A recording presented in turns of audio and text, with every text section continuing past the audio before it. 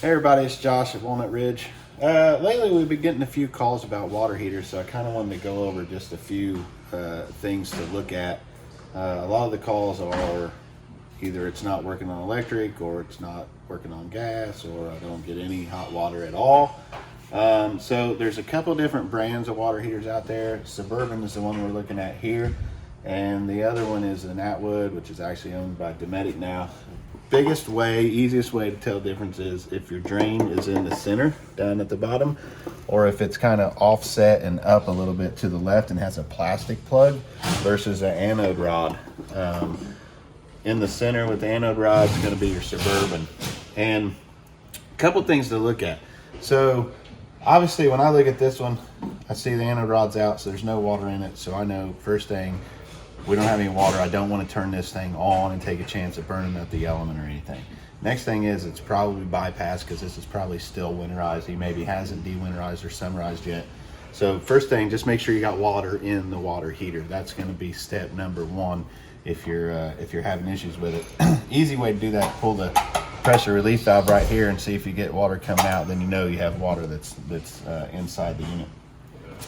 The next thing is some manufacturers put a switch on the inside for electric and a switch for gas. Some only put the gas switch on the inside, and then on Suburbans, if we get the camera way down here, there's a switch in this bottom corner here. That's actually for the electric side of this water heater. That switch has to be on as well. So if you have one of those coaches that you have a switch inside also, do make sure that you have this one turned on as well. It takes both of those to be on. But you don't want to ever turn this on when you don't have water in the unit, because this element is behind this plastic right here, which sits a little higher than the drain, so you'll have no water in there if it's empty, and it'll burn the element up about as fast as you can remember that, oh, I don't have water in it. The Atwoods, you get a little bit more time because their element actually sits down below the drain level. A little bit of water will stay in the bottom of that, so hopefully to save the element from burning up. And the difference on those is they don't have the switch down in this corner. The Suburbans are the only ones that have it down here. So that's the first kind of thing to look at. If you're not getting it on electric, make sure you have this switch on. If you're not getting it on gas, it could be because if it was empty and you had turned it on and fired it up with an empty tank, it will still fire the gas and it'll start burning the gas, but it'll heat the tank up. And there's some emergency cutoff switches behind here. They're thermostat and an ECO, which is just an emergency cutoff. They're designed that if this thing gets too hot, it'll kill the power to the control board and the gas valve and not allow it to continue burning. So if you turn it on without water, that'll heat up really quickly in there because there's no water to heat, and it'll pop these out. And these are resettable on a Suburban. You just kind of push in on this rubber and you'll hear them kind of click or feel them click in.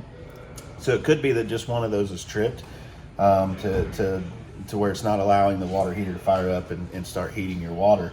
Atwoods, the other brand, they don't have resettable ones on here. They're actually, they kind of look like an inline fuse sort of, or like a resistor in there, if you know what that is in electricity. But you have to actually take those off and replace them if one of those does get blown. So that's the kind of the difference in what could be stopping you from getting hot water.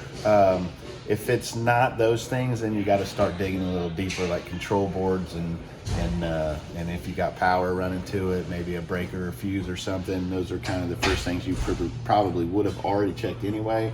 But definitely make sure water in it. These aren't tripped. Switch is on down here whenever you have water in it ready for electricity, and that should get you going. That's about all we see with them. Usually about this time of year when people start to open them up and get them de-winterized and we don't get them re-bypassed. So, you know, if you're running others or if you have other questions, you can leave it in the comments below and we'll try and answer them. As always, you can call in and talk to the service advisors that we have here. We'd love to help you and get you back out camping for this season. Thanks.